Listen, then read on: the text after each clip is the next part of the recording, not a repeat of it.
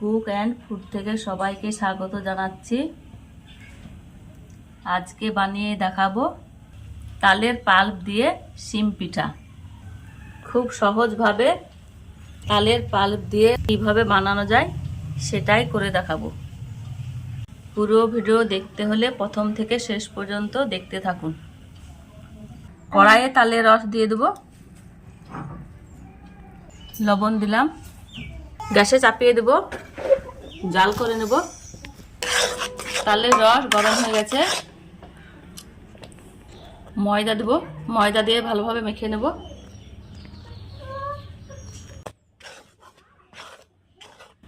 ভালোভাবে মেখে একটা ডো তৈরি করে নেব।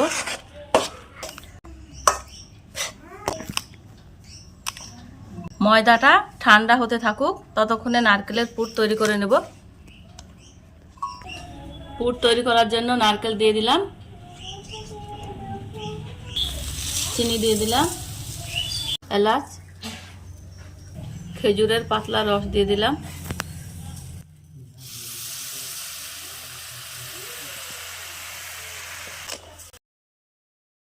ভালোভাবে মাখিয়ে নেব। গুড় চিনি দুটোই দিলাম, আমার কাছে গুড় ছিল তাই দিলাম। আপনাদের গুড় হাতের কাছে থাকলে দিবেন, না থাকলে চিনি দিয়েই তৈরি করে নেবেন। নারকেলের পুর হয়ে গেছে, নামিয়ে নেব। ঠান্ডা হয়ে গেছে, ময়দার মতো করে মেখে নেব। যারা আমার চ্যানেলে নতুন, আমার রান্নাগুলো প্রথম দেখছো, যদি ভালো লাগে তাহলে চ্যানেলে সাবস্ক্রাইব করে দিও। আর মেখে নেওয়া হয়ে গেল।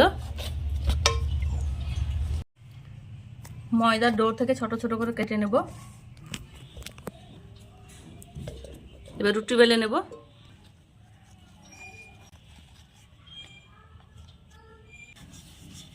রুটির মতো বেলে নেব। এই মুখটির মাপে কেটে নেব।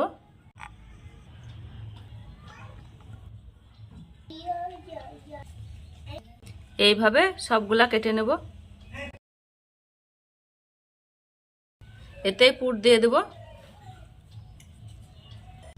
এইভাবে মুখটা মেরে নেব। চারিপাশ যাতে শুকিয়ে যাবে জল দিয়ে মুখটা মেরে নেবেন। ডিজাইনও করে নিতে পারেন এইভাবে।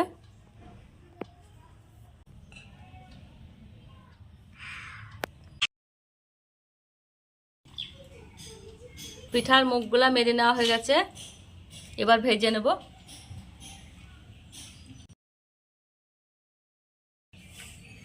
তেল গরম হয়ে গেছে, পিঠাগুলা ভেজে নেব।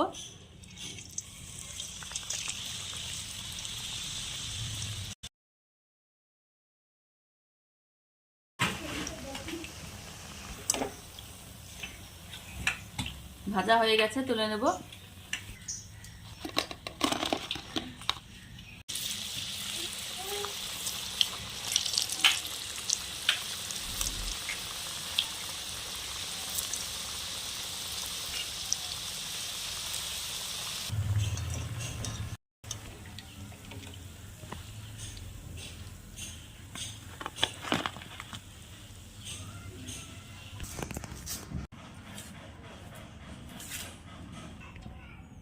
এইখানে আমি তাল শিম পিঠা বানিয়ে ফেলেছি, দেখতেও খুব সুন্দর লাগছে।